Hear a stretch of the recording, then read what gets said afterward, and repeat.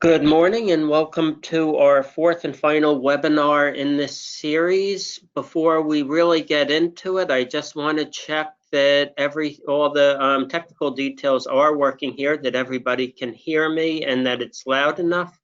If sound is working, could I get some messages typed in just saying sounds fine, or please speak up, or obviously, if you aren't hearing, you can't you can't really respond to that. But I would appreciate some messages on the side here if you just type if you're currently hearing the webinar.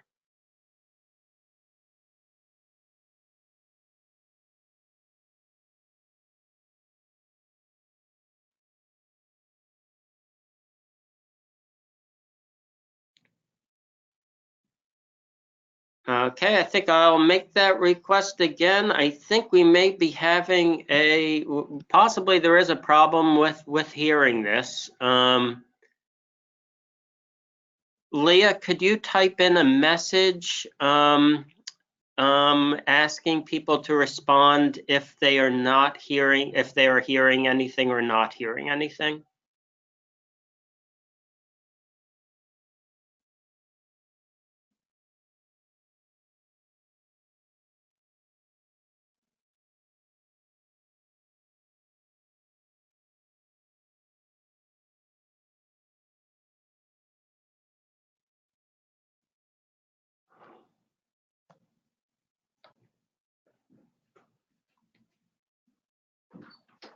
Hey, I don't really want to start until I'm getting some feeling here, because on my side, I'm not seeing any typed messages coming up that that people are hearing this. So until I get some proof that this is going through, I don't really want to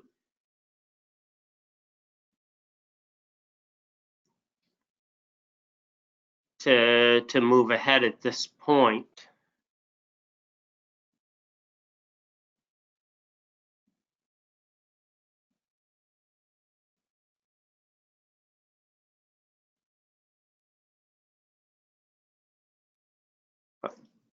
Okay, as this apparently is being recorded now, we've titled this last webinar, Promoting Your Collections. We titled it that in an early stage, and we've kept with that title. But in reality, what we'll be discussing today is a little broader than that.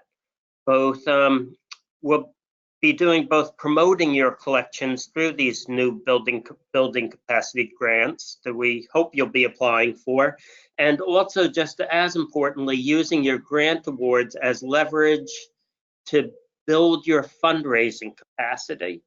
So our hour today will be split between the two of us, Jason Henn first on the subject of how we hope to see your collections promoted through these grants. And then after that, I'll be chiming back in with some fundraising tips and strategies, particularly about those required matches in the third and fourth rounds of building capacity. So my name is Lee Price. I introduced myself previously in the very first webinar, and I'm back again to close it with the fourth webinar. I'm the Director of Development at the Conservation Center for Art and Historic Artifacts, and I've been working closely on this project with Sandra Phoenix, the Executive Director of the HBCU Library Alliance. And I've been working with her. I've been working with Sandra on program development and fundraising for building capacity HBCU since winter 2017. And it's been a real joy to see the project just finally coming together this year. So to start, today I'd like to briefly recap with a quick overview on what this multi-year program will look like. And I'll start this all off by acknowledging the very significant support that we've received for building capacity HBCU from two funders, the National Endowment for the Humanities and the Andrew W. Mellon Foundation, two organizations that are very committed to this project and very much want to see strong collection-based promotions emerging from it. Building capacity, HBCU, is shorthand for building capacity for humanities special collections at historically Black colleges and universities. And our huge overarching, maybe even a little over ambitious goal is to build capacity for the long-term preservation and conservation of special collections at the 71 member libraries of the HBCU Library Alliance. As this is a competitive program, some libraries will inevitably benefit more than others. We're hoping that the intense focus of this project will provide opportunities for you to learn more about your own special collections and to really embrace some opportunities to both ensure the long-term preservation of your collections and to share the stories of key collection items with the world through increased accessibility. And naturally, accessibility inevitably links with promotion. How do you get the word out there? And that's today's topic. Over the next 5 years, this program will be offering 4 annual rounds of grant funding. Each fall, starting this fall, you'll be able to apply for up to $30,000 per round for projects that fall within the menu of services listed here. So that's getting your preservation planning documents, your collection or item level surveys, treatment and or rehousing projects, and education programs.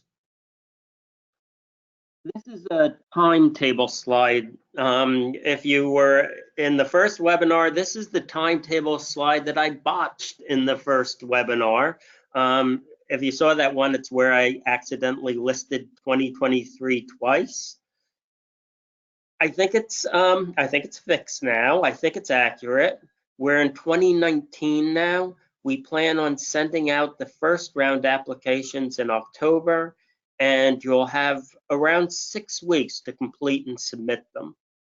In late winter or early fall, this is moving into 2020 now, the HBCU Library Alliance will announce its first round of grantees from those applications.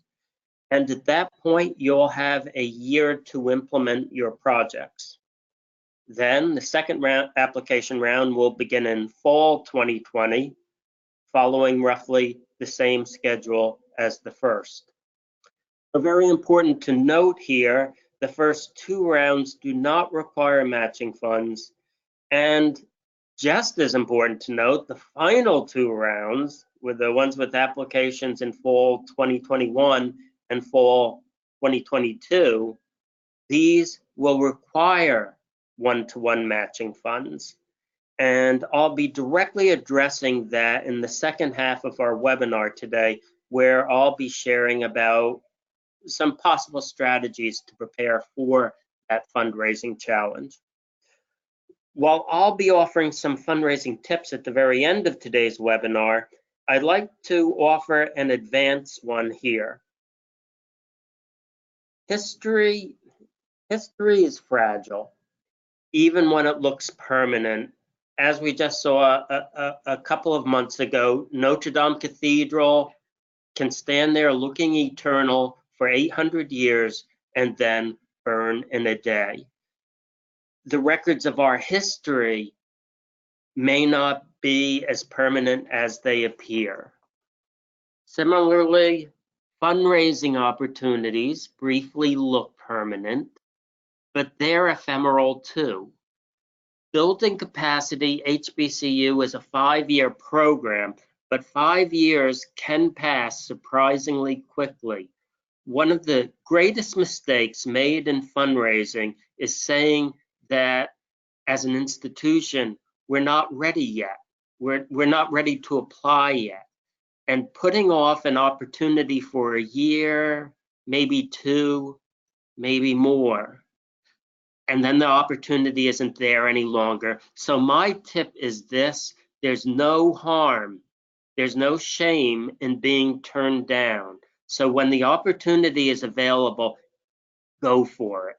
And with this program, it's even more important than that, because this ephemeral program is preserving a historical record which may be more fragile, more ephemeral than it appears. And we don't want to lose anything. So for all 4 rounds, the HBCU Library Alliance and our funders, NEH and the Mellon Foundation, are strongly encouraging that you take this opportunity to apply and to use it to promote your collections, specifically the stories behind the really meaningful items in your collection, and enthusiastically sharing those stories with the world. That's where promotion really comes in. Jason Henn, the Manager of Marketing and External Relations at the Conservation Center for Art and Historic Artifacts, will be leading this next portion.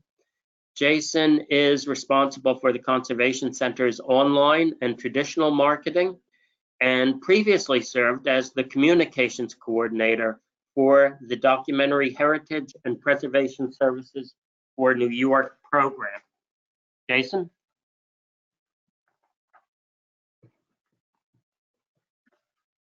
All right, thank you, Lee. I'm Jason, and as Lee mentioned, if you've joined us today, your organization is eligible to compete for grants that are open this fall. And for institutions awarded these building capacity grants, that'll give you a platform and a hook to do some collections-based or object-based promotion.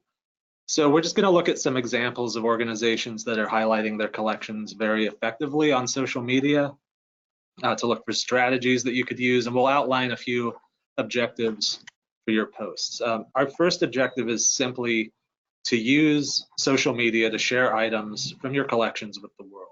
The great posts tell a story and capture a human interest. It's also important to keep in mind how your posts connect with different audiences, specifically a lay audience that's interested in compelling stories and images versus a technical audience where you can promote your collections, accessibility for academic use or research. Posting should allow you to tap into your community, your program partners, affiliated organizations, local and regional organizations. You should be able to tap into broader communities, make connections at other institutions around the country and around the world. You can join conversations with those organizations. You can track your promotional initiatives with hashtags. And an important practice is cross-posting your content on multiple platforms for maximum impact. For example, reformatting Instagram posts for Facebook and Twitter, and always aiming to get your followers to take an action, using the post to direct traffic to your website or blog or get signups for your newsletter.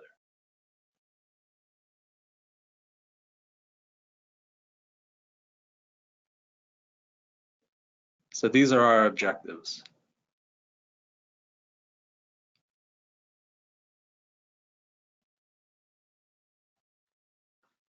So to begin, we're assuming that you have accounts on major social media platforms, particularly Instagram and Facebook, which are most effective for sharing images with short descriptions or stories and linking and directing traffic back to your website or blog for additional information. Twitter is also effective for sharing images, but can be most effective for creating opportunities for conversations. So we'll talk about the kinds of conversations you can participate in on Twitter. Here's a recent post from our account at the Conservation Center. You can see this post we shared across every platform. It was a rare book we treated for the library at West Liberty University in West Virginia. It was very colorful and photogenic, and since we included it in our email newsletter and as a post on our website, it made sense to share it on all platforms, directing traffic back to our site.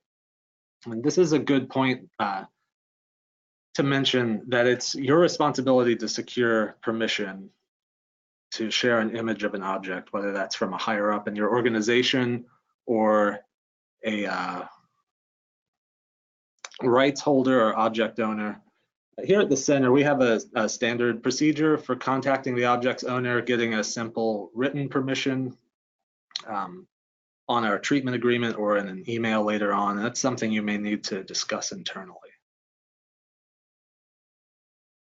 Many organizations have multiple departments or organizations that have archives and libraries that house special collections will start dedicated pages and accounts for those collections.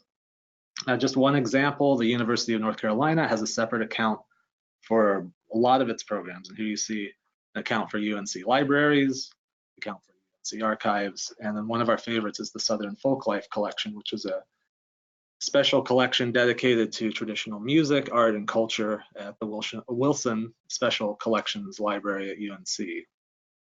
So if this is not something you're already doing, a great way to highlight specific collections is to start a dedicated account for them if you're able.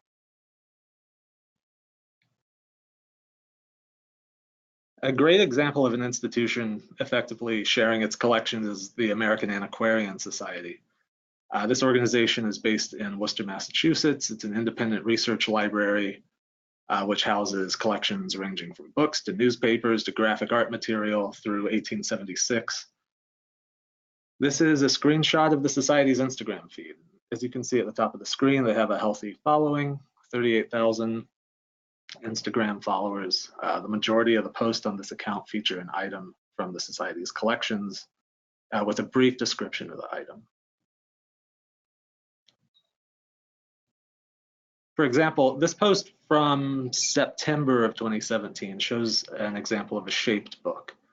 The caption tells us that shaped books were popular in the mid-19th century. They've chosen an interesting example. This is one of a young child who goes on a religious pilgrimage. It's visually striking and it's an interesting post.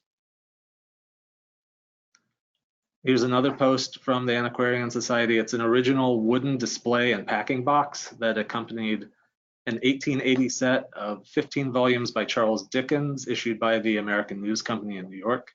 It's another example of an interesting object with an interesting backstory, concise description and background information in the caption.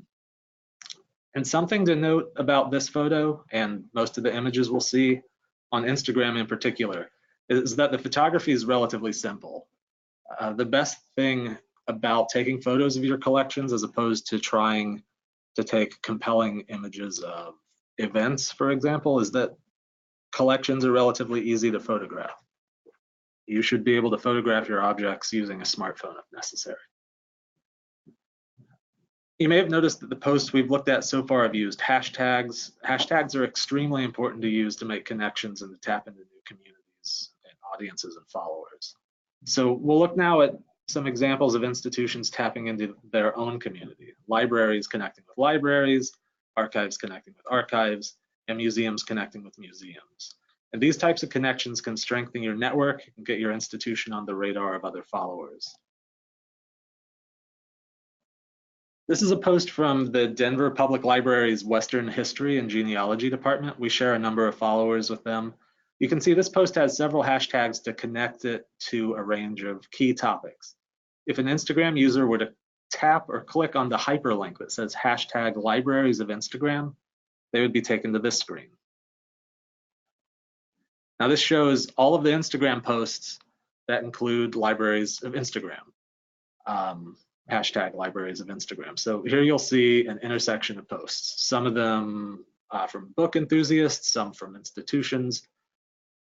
The post there in top row center is a good example of another one of these community-specific hashtags.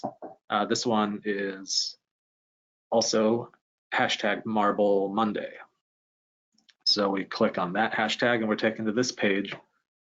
You know, it's a fun way to connect to other institutions, to get people to your account. People and institutions on Monday simply share interesting pictures of marbled paper from books in their collection, often with background on the book. Thousands of people from around the world cruise the hashtag, and then hopefully they get intrigued about your posts and follow your organization.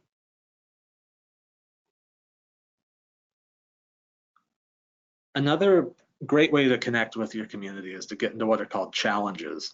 They're really just invitations to post relevant things from your collections. So for example, last month, many institutions posted images using the hashtag tools of the library trade. They posted images of things that are indispensable to their work, but are less flashy than items in their collection. So that included carts, book snakes, conservation items, boxes, shelving.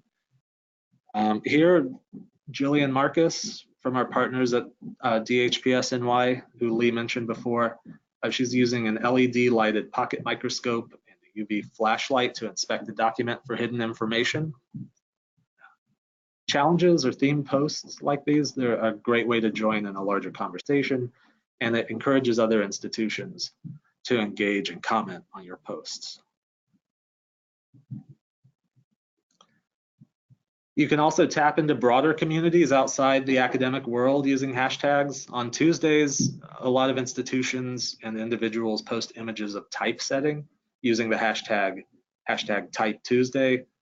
A search for that tag on Instagram yields top results in a variety of fields. See an international brand design agency, friends at the Free Library Rare Books Department here in Philadelphia, Australian creative agency, AAS again, Brigham Young University campus supplier, individual graphic designers, Denver Public Library, International Graphic Design Magazine.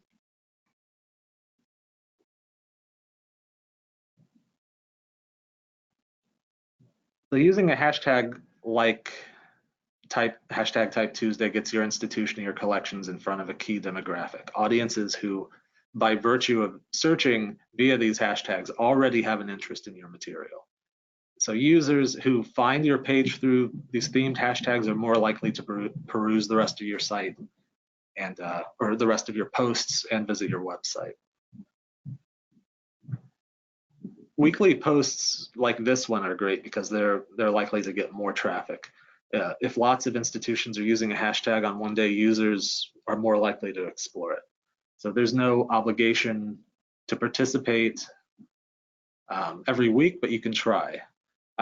Hashtags like weekly themed hashtags can help you tap into even broader communities. So here's an example from Newberry Library, an independent research library in Chicago whose collections include rare books, maps, music, manuscripts, and as this image shows, some postcards. Their team chose to post this image on a Saturday to take advantage of #Catterday. Institutions and people all over the world post images of cats on Saturdays. So in this post, the Newberry is capitalizing on that trend, tapping into the thousands of people who check out that hashtag every week.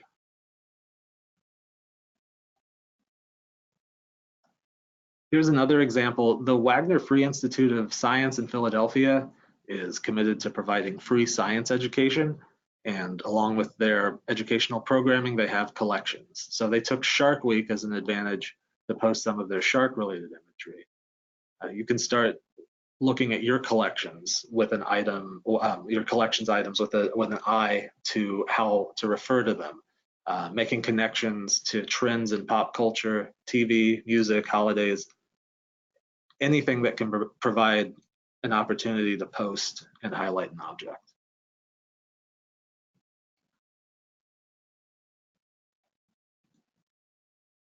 So far, the examples we've discussed have been on Instagram, but Twitter remains a very effective way to carry out conversations with the public, and hashtags are useful here as well.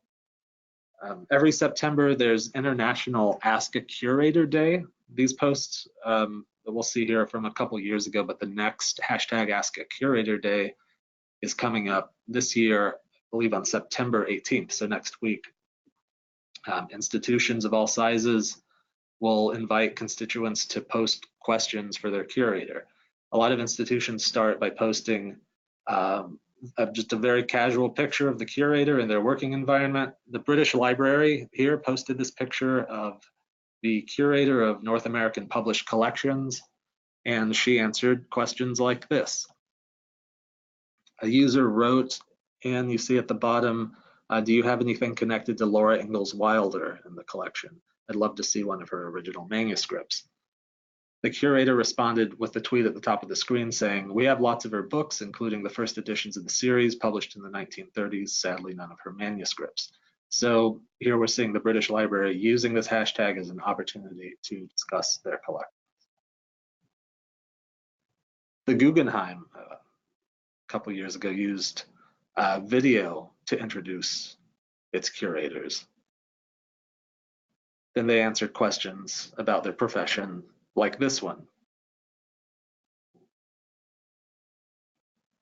Then, very smart, they used it as an opportunity to promote a current exhibit, in this case, art in China. So they kind of double dipped. They tagged the post hashtag Ask a Curator and promoted the hashtag for a current exhibit. Another Ask a Curator thread that comes from the Center for Meteorite Studies at Arizona State University.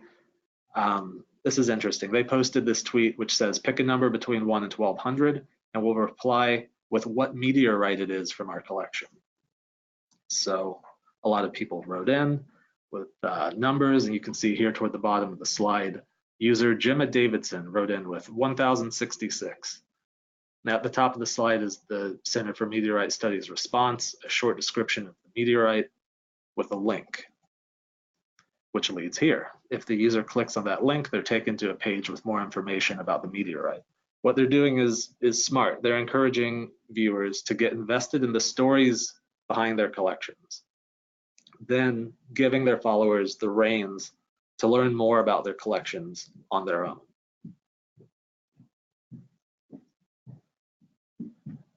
So through this hashtag, the Center for Meteorite Studies wound up talking with other institutions. The Amon Carter Museum, the Museum of American Art based in Fort Worth, Texas, has about 21,000 Twitter followers joined in on the conversation.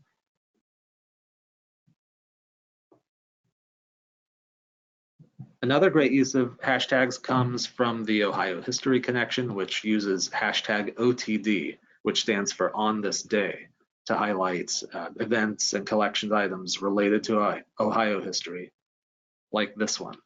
On August 3rd, they posted this image with the caption, hashtag OTD in 1936, Ohioan Jesse Owens won gold in the 100-meter sprint at the Berlin Olympics. Here's another example from Ohio History Connection. On April 29th, they write, hashtag OTD 1865. The funeral train for President Lincoln arrived in Columbus, his casket laid in state in the State House Rotunda, with a link to an article, which if clicked, takes the user to their collections page for the photograph, which has more information on the item. You can also use hashtags to track your initiatives. We do this here at CCAHA.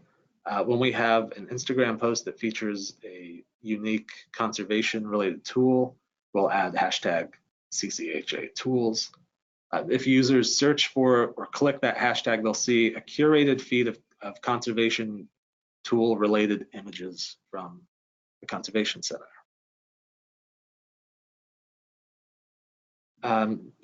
There are other examples of institutions organizing their posts in this way. The Library Company of Philadelphia uses the hashtag LCP prints when they post prints from their collections, as they do here.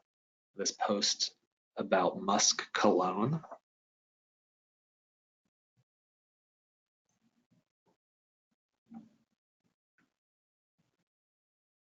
A lot of the examples we've looked at so far have featured links to other digital marketing streams. The Ohio History Connection had a link to their collections page of the image. The Center for Meteorite Studies linked out to external information, and so on. So it's always a good idea to make sure you're cross-posting your content when you can. If you write a blog article, you should post it to Facebook and Twitter and Instagram it if you can. Here's an example of the American Antiquarian Society doing that on Instagram. In the spirit of back to school time, they wrote a blog post describing some of the items from their collections that could be used in school. They Instagrammed one of the images with a description encouraging visitors to check out the blog post. They also posted the blog post on their Facebook account. And here's their blog. If you scroll down, you'll see some of the collections items that they profiled in the article.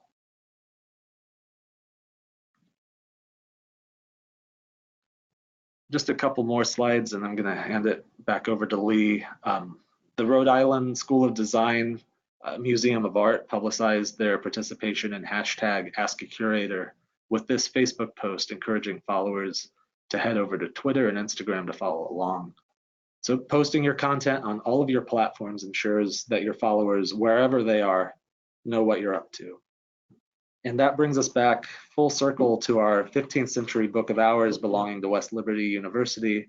We shared this on Facebook, Twitter, and this is the Instagram post. We encourage people to learn more at the link in our profile, which led them to the news section of our website, and this post with the complete story link, and then you're in our website. There are links to join our email list and links to all of our services.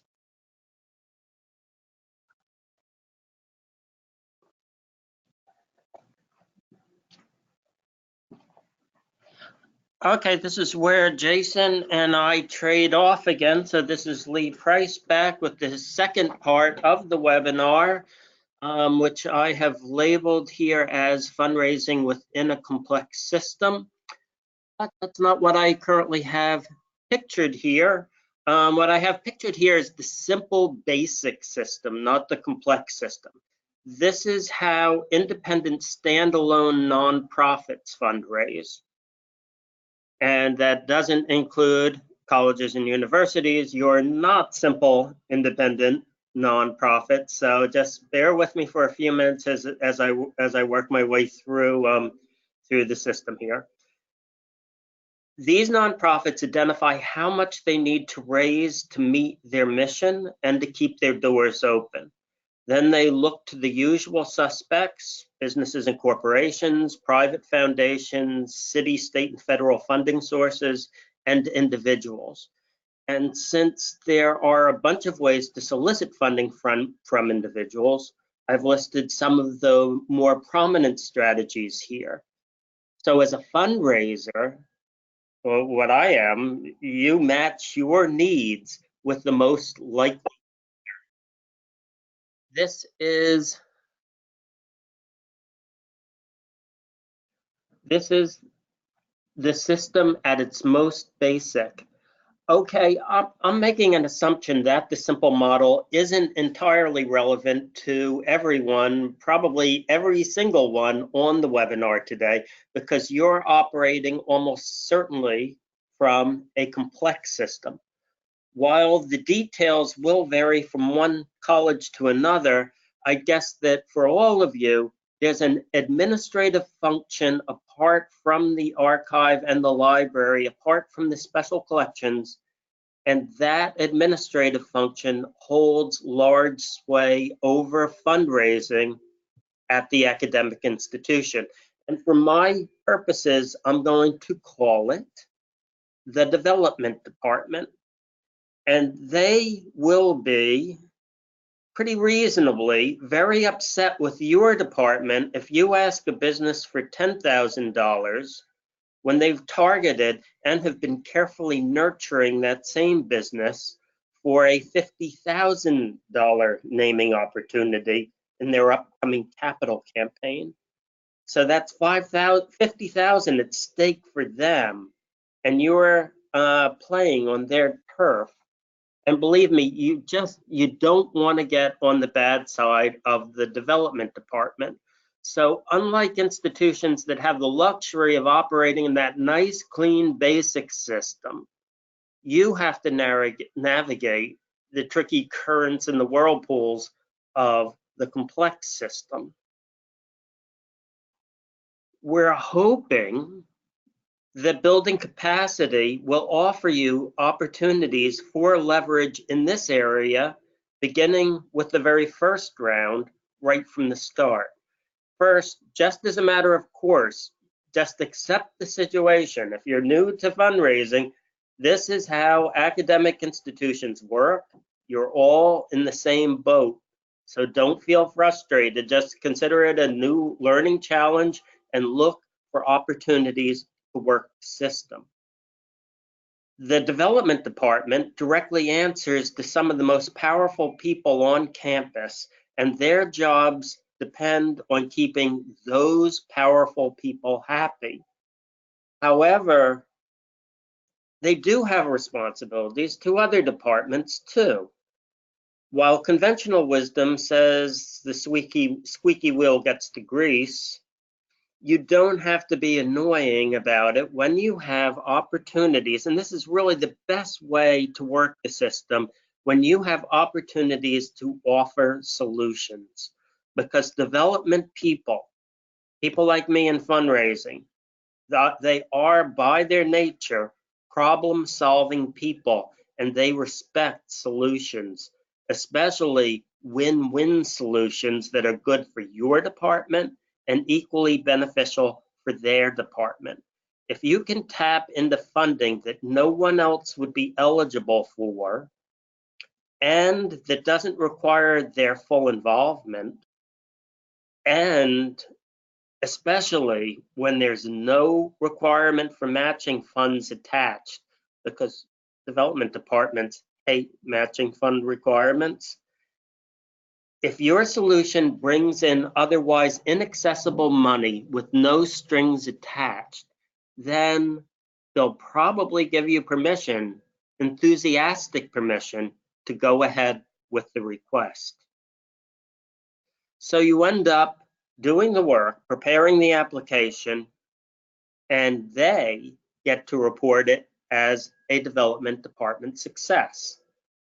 That's just the system that you have to accept. It's your job, as you go along, it's your job to do most of the work. You do the application, and then when you get the funding, you keep them well informed about the project as it moves forward, particularly sharing the successes so they can report them as development department successes too. That's how the system works. And let them know that you are looking for more funding opportunities, particularly for these projects. And that's where you share that wish list of projects that you'd love to do. And all wish lists always come complete with cost estimates. And that's a basic fundraising rule here. Always know how much the things that you want to do will cost. And if there are ranges or ambiguities, if you don't quite know how much it costs, always figure high rather than low. And all this ties now with our building capacity project. In its first 2 rounds, Building Capacity is offering grants that wouldn't be available for any other departments at your college. These are library-centered grants. And for those first 2 rounds, there's no match. So this is set up to offer a perfect opportunity to practice internal advocacy within your organization, work some internal advocacy, and to also, importantly, begin setting the stage for pursuing matching funds in rounds 3 and 4, and off into the future too, because it's really about building your fundraising capacity. Because the matching funds are a harder internal sell, and you will need the development department on your side if you're going to go for a matching fund. So you inform them early about this whole 5-year project, not just about rounds 1 and 2. Don't do it one round at a time. Inform them about the whole 5-year project and let them know that you plan on going in the beginning for those great no match grants, but also that you would love to pursue one of the matching grants later on. And in framing this conversation, I want you to consider how to creatively define your project scope. This is some inside game fundraising talk, but I think it might be helpful here. Matching grants for restricted projects don't leave much room for creativity with project scope. You clearly define the project scope in your request, and you promise to raise the matching funds to complete the project that you've just defined. The project scope is exactly what you say it is. In fact, it's legally what you say it is according to your grant application that's been accepted. If you need $10,000 for conservation treatment of a scrapbook, so you need $10,000, and you're applying to a foundation that only offers grants requiring a one-to-one match, which would be like building capacity in rounds 3 and 4, you ask for $5,000 and commit to raising that required $5,000 match. But if the foundation offers you the full $10,000 for that treatment project, say some foundations don't have that one-to-one matching requirement, and you've found a foundation, you've asked for the full $10,000 for that treatment project.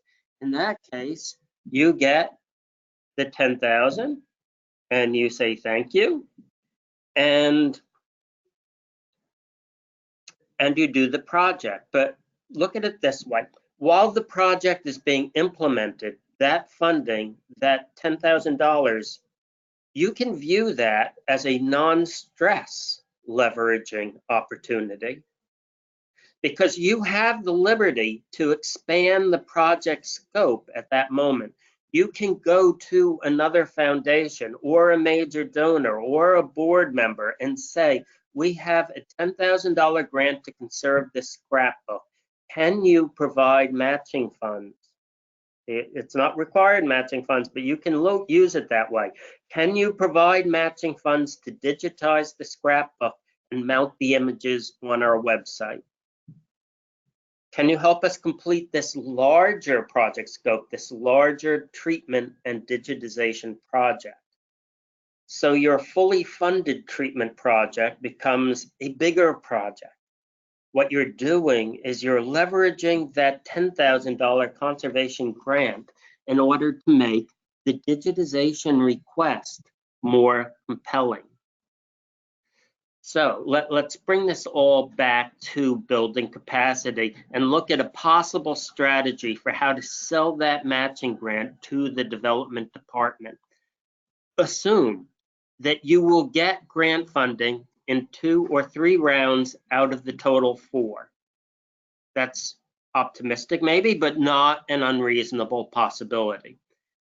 Now, in approaching the development department, don't consider this as 3 independent projects, each requiring independent grants. But think of it, present it as a single building capacity project. If your ultimate goal is treatment, consider it a 3-stage process, 3 phases. 1, $6,000 for that preservation needs assessment that's pretty close to required if you don't have an up-to-date one currently. Second, a request for $6,000 for the collection survey with its condition reports and cost estimates, which can include the scrapbook as well as much more. You can get a lot out of that collection survey. And 3, your third request, a $5,000 grant for treatment. And this is the one that will require a match. Now, you don't have the cost estimate yet when you're approaching this in the beginning. So you're taking, this is one of those ambiguities. You're thinking that last $10,000 figure, well, it's a guess, but probably in the ballpark. And that means that you're looking at a total $22,000 multi-year project. And you've identified where $17,000 of that is coming from. Now that's much more attractive than waiting to the 3rd round and presenting it as a $10,000 project and you need help raising half of it. Let them know what you're up to early and solicit their help early in the process in identifying a source for that modest $5,000 in matching funds. Notice it looks more modest when you're looking at it from the perspective of 22,000 than when you're looking at it from the perspective of 10,000. You're ready to bring in that $17,000 that they can share co-credit for. Can they help you raise 5,000? That's all you'll need. It's not an unattractive pitch done that way. How you frame the project through creative use of project scope can make the project more attractive. Now, here are some more reasons to be thinking ahead, planning early for rounds 3 and 4, still a couple of years away, but as I said, time does move surprisingly quickly. Let's say that everything goes really smoothly. You get a grant or two in rounds 1 and 2, and you quite reasonably want to continue your winning streak. But how do you make those matches in rounds 3 and 4? So here we are, and that's why I wanted to start with this in the fundraising portion here. Here we are back where we started with the usual suspects. And your challenge will be to find the prospects that have a special narrow interest in this type of special collections project, and then to identify the best avenue for setting up the ask and making the request, all of course with the full knowledge and approval of appropriate administration and the development department. Examples of potential funders, well, a pool of former interns whom you can start cultivating now. You know, you don't wait till the 3rd round to start cultivating, you start in the 1st round, you're looking ahead. Or a potential major donor connected with that scrapbook, maybe a descendant of someone in a photo in it, whom you can start cultivating now. Or do that research on local or state grants to see if there are some government funding sources available that you could use as matching funds.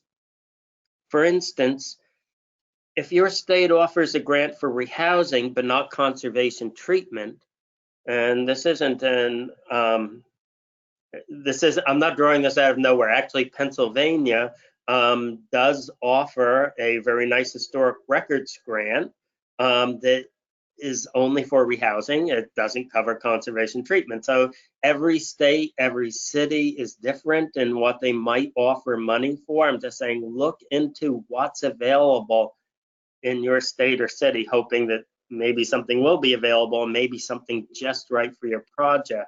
So if your state offers a grant for rehousing, but not conservation treatment, you might want to look at going for a rehousing project in the 3rd or 4th round, because you see that the matching funding is likely to be easily available for that type of a project. And this is where I get opportunistic. When you see a good opportunity for pairing a building capacity grant with another potential matching fund opportunity, well, you go for it, even if it might not be your top priority at this moment. Fundraising is about taking advantage of opportunities when they arise. So sometimes that may mean doing things a little out of order, and I'm just saying that's okay. Don't worry about it. Here are some final tips today that I'll leave you with.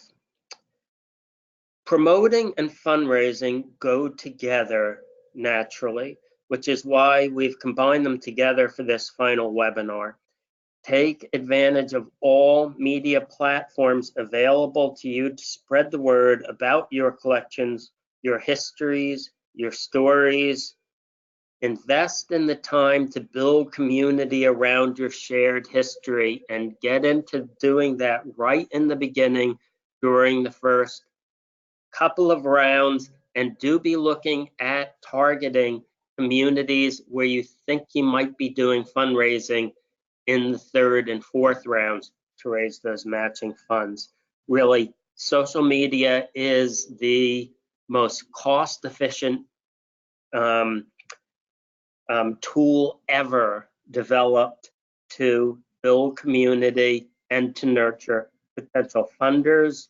After that, it's the in-person, using the phone, and just making all the connections, finding out who knows whom. Within your collections, every item has dates attached to it. The dates of the author's birth, the author's death, when the item came into being, maybe when it was published or when it was painted, maybe its connection with some big event.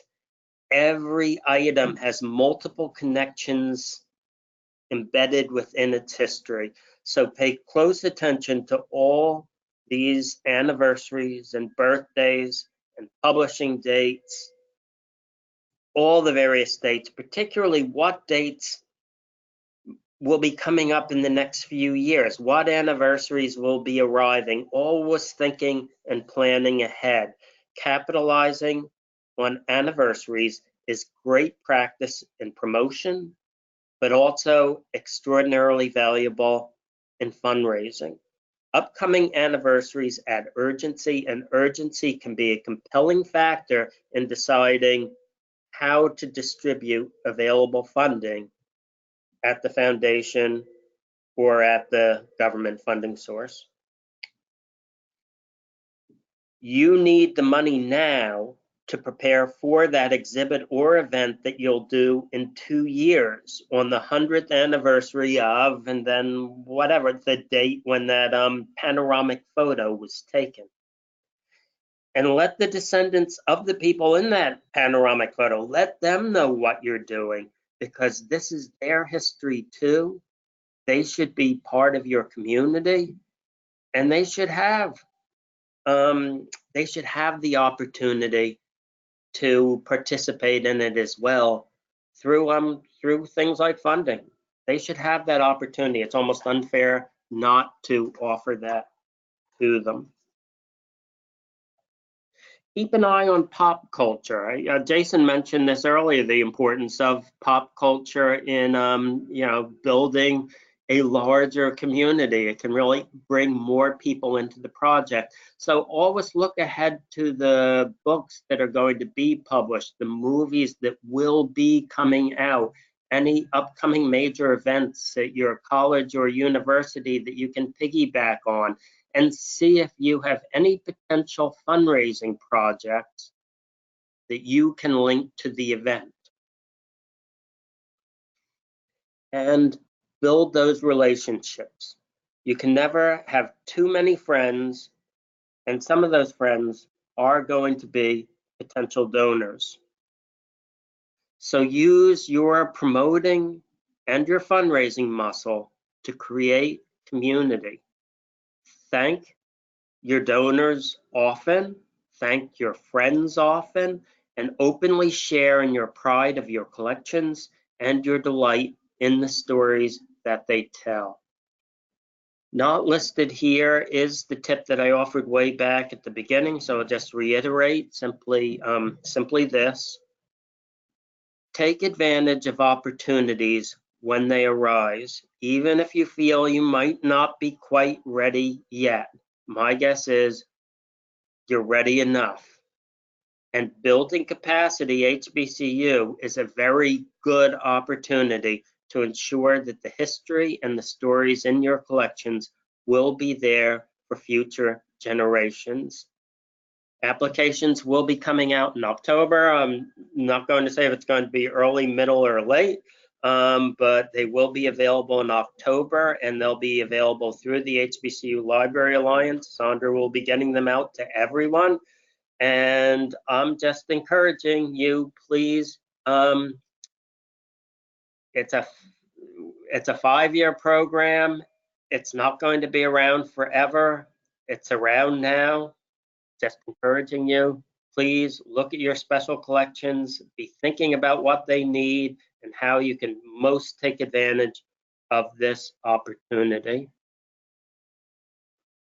Now we've reached the point where we're asking if there are any questions that we can respond to, but at the moment we don't have a text box. Let me see if we can get a text box up. If we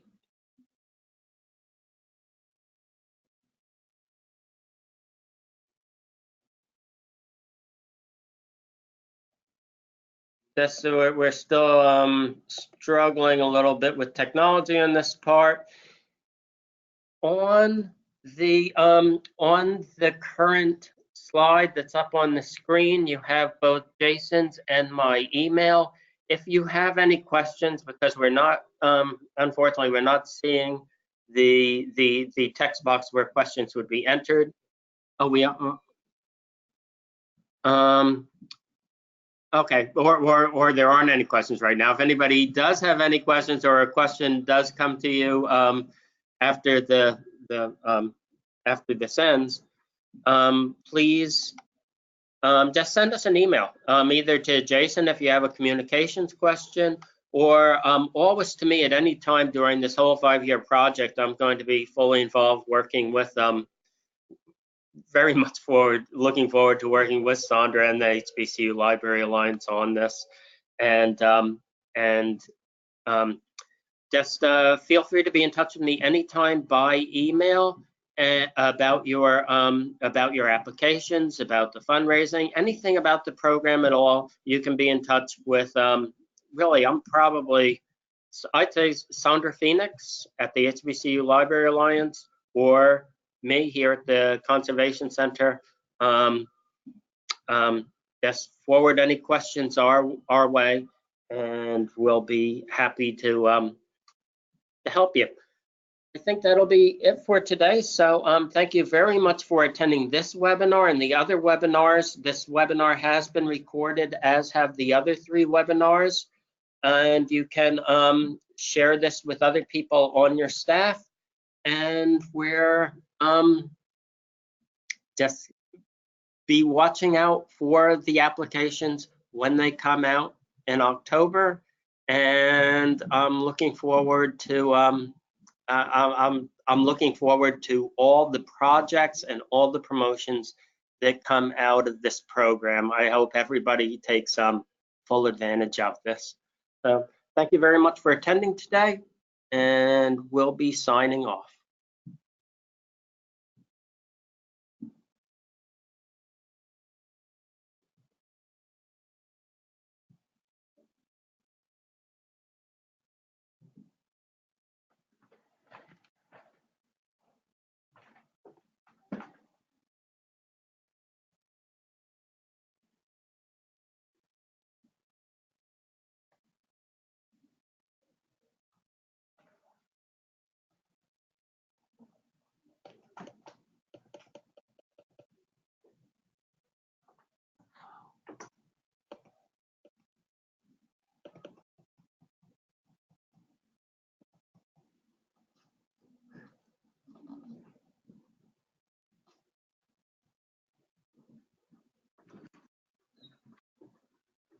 So the questions. They're right in there. Okay, so you. Jason finally asked. All right. Did we get questions that we didn't? Doesn't look like it. Oh, where are we supposed to type confirmations if not here? Oh, I know Ruth Hodges. Weird. Sorry, not a name that I was expecting to see. Yeah.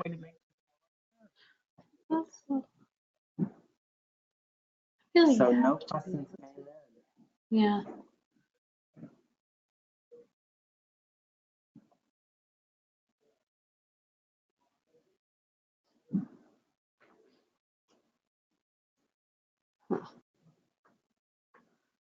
Yeah, I'm gonna ask if there's a way.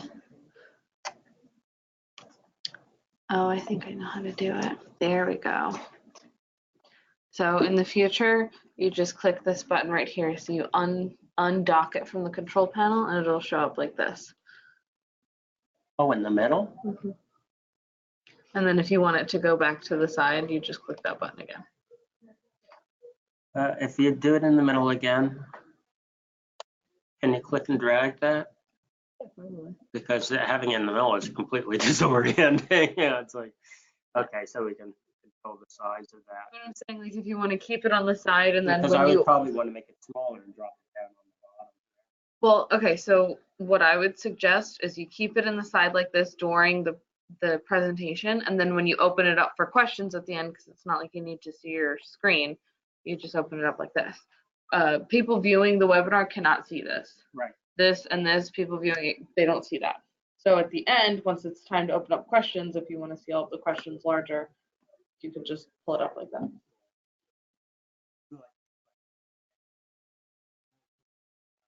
Right here, what's going on? So, if a question comes up while it's going on, it has often up in the past, including like glitches where you voice sounds or something. If I'm not aware of that, it's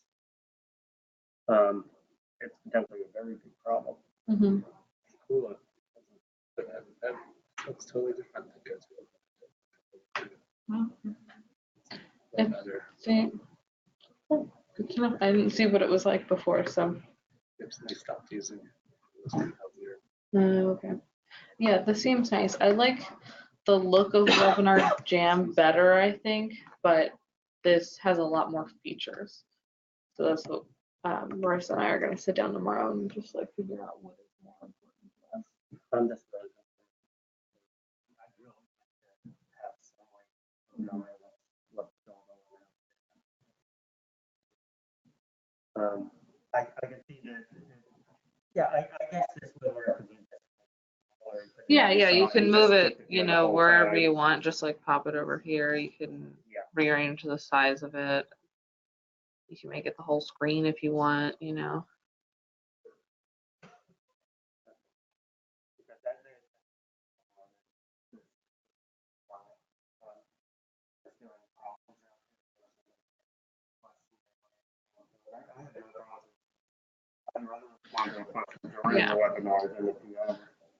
One thing that is pretty cool too is you can also, if you don't want to like say it out loud, you can also type in an answer and like send it just to them. So that's really useful for me. So if people are having tech issues, I don't have to like email them or anything like that. I can just answer it right there and they get a message and no one else gets the message.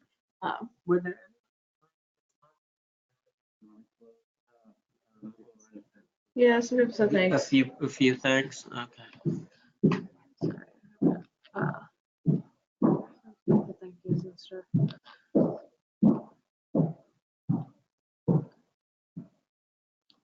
Oh, somebody arrived late. Okay. And that was Dana and Rose. Okay.